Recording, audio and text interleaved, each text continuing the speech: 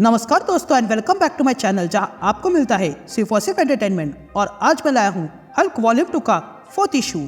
तो यार वीडियो पे नए हो तो वीडियो को लाइक कर देना और चैनल को सब्सक्राइब कर देना। और साथ ही मेरे चैनल पर ज्वाइन बटन स्टार्ट हो गया है तो आप वहां से ज्वाइन कर सकते हो। और उसी के साथ अब आप मुझसे व्हाट्सएप पर जुड़ सकते हो जिसका लिंक मैं आपको डिस्क्रिप्शन में दे दूंगा।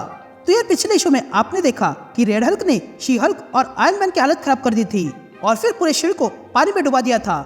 और फिर उसके बाद रेड हल्क उस गैमा बेस पर पहुंच गया जहां पर ब्रूस बैनर है।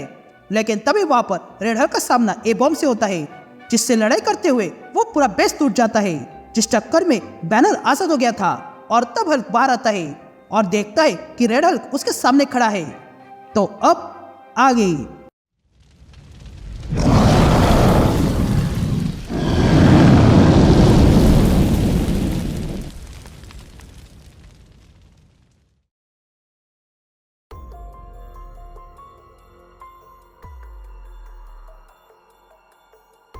ऑल राइट गैंग, तो इशू की शुरुआत में हम ओआ2 द वॉचर को देखते हैं जो ये देख रहा था और कहता है मैं हूँ ओआ2 द वॉचर, मेरा ये कर्तव्य है ये सब कुछ देखने का बिना इसमें इंटरफेयर किए।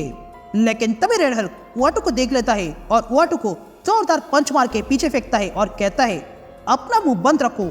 तभी रेड हल्क ओआ2 को नीचे गिराता है और उसके सिरे पर बैठ जाता है और कहता है तुम बहुत बोलते हो, तुम्हें अब शांत करने का समय हो चुका है। यह कहते ही रेड हल्क ओआ2 को पंच मारने जाता है।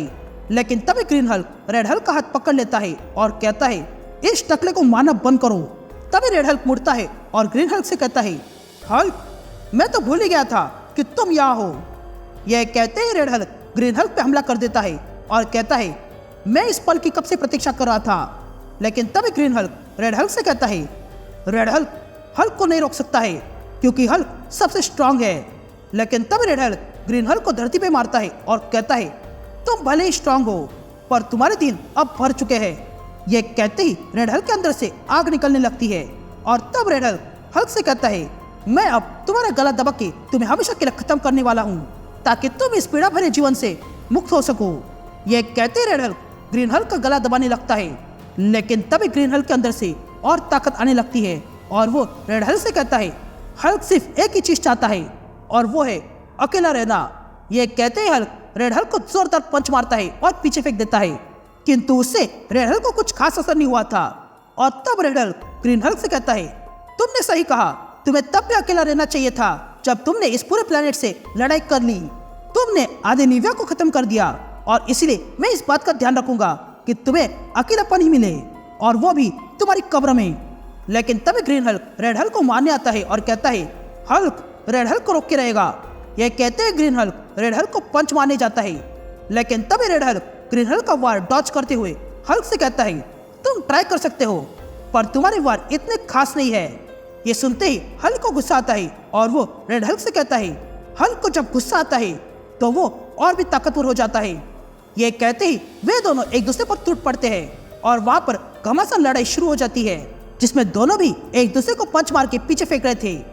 लेकिन तभी रेड हल्क ग्रीन हल्क का पंच पकड़ लेता है और कहता है मैंने कहीं पर सुना था और मुझे यकीन है कि तुम्हारे शत्रु भी बातों से तंग आ गए होंगे।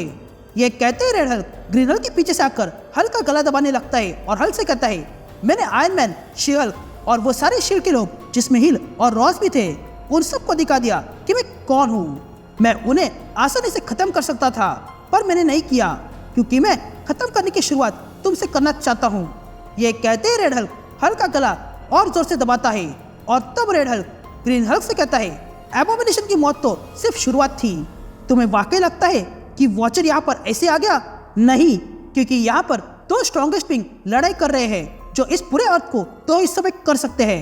लेकिन तभी हल्क का गला दबने लगता है जिसके कारण वो बेहोश हो जाता है। यहाँ हम आयरन मैन को देखते हैं जो न्यू जर्सी में शील्ड के एक आदमी से मिलने आता है।